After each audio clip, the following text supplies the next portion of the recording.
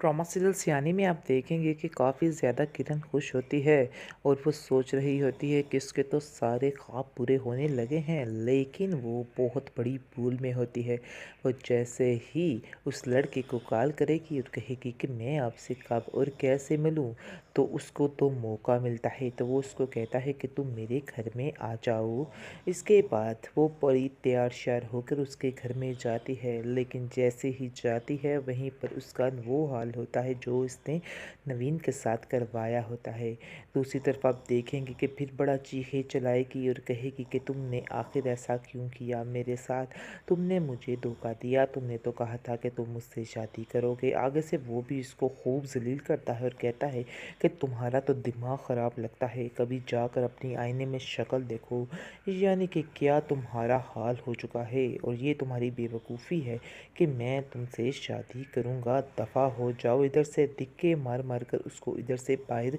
निकाल देगा। दूसरी तरफ आप देखेंगे कि काफ़ी ज़्यादा रोती है और रोते रोते आती है और कहती है कि वाकई में मैंने नवीन के साथ बहुत ही गलत किया था।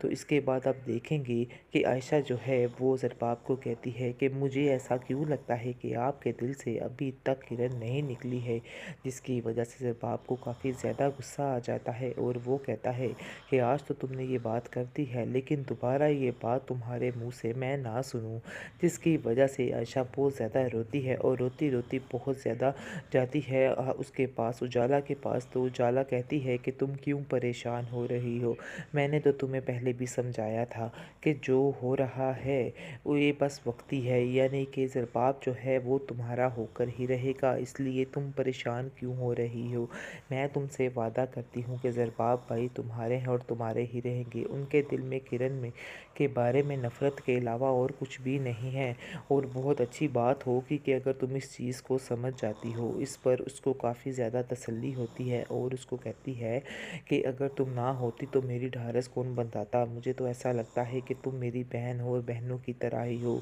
इसलिए मुझे बिल्कुल भी किसी बात की कोई परेशानी नहीं होती है, सिर्फ़ और सिर्फ आपकी वजह से। दूसरी तरफ आप देखेंगे कि फ़ायज़ा आती है और आकर बहुत ज़्यादा उदास होती है जब वो ज़रबाब के साथ ये रवैया देखती है आयशा के साथ ज़रबाब का।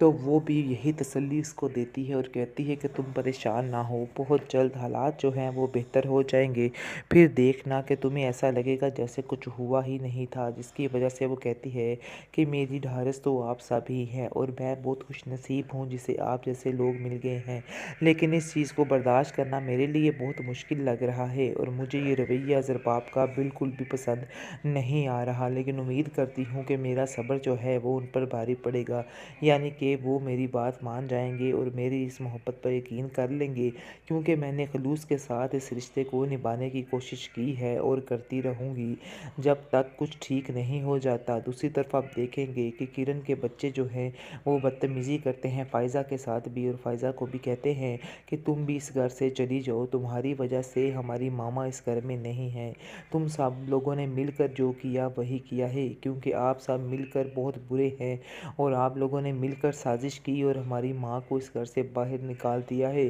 जितनी जल्दी हो सके इस आयशा मैडम को इस घर से बाहर निकालो और हमारी माँ को इस घर में वापस लेके आओ। जिसकी वजह से फ़ायज़ा एक थप्पड़ उसके मुंह के ऊपर लगा देगी और वो बच्चे ऐसे होंगे कि जैसे ज़मीन आसमान एक कर देंगे और कहेंगे कि फूफो जान ने हमें थप्पड़ मारा है और क्यों मारा है। जिसकी वजह से घर में काफ़ी तमाशा हो जाएगा और वो जैसे ही ज़रबाब आएगा तो रो रो कर झूठी सच्ची बातें लगाएंगे और कहेंगे कि हम इस घर में एक मिनट नहीं रहना चाहते, हमें जितनी जल्दी हो सके अपनी माँ के पास पहुँचाया जाए, क्योंकि हम इधर नहीं रह सकते, इधर हम पर बहुत ज़्यादा जुल्म हो रहा है, हमें ये सब लोग मारते हैं और बहुत ज़्यादा जुल्म ज़्यादती करते हैं, मैं इधर नहीं रहना चाहती। आगे से ज़रबाब कहेगा कि आखिर किसने मारा, वो समझेगा कि आयशा ने इनके मुंह पे थप्पड़ मारा, तो वो जाकर आयशा को वो जलील करेगा और कहेगा कि तुम्हारी हिम्मत कैसे हुई मेरे बच्चों को हाथ लगाने की, तुम्हें बिल्कुल भी शर्म नहीं आई, तुमने क्यों मारा है उनको। आगे से वो फ़ायज़ा कहेगी कि तुम्हें उसकी बात तो सुननी होगी,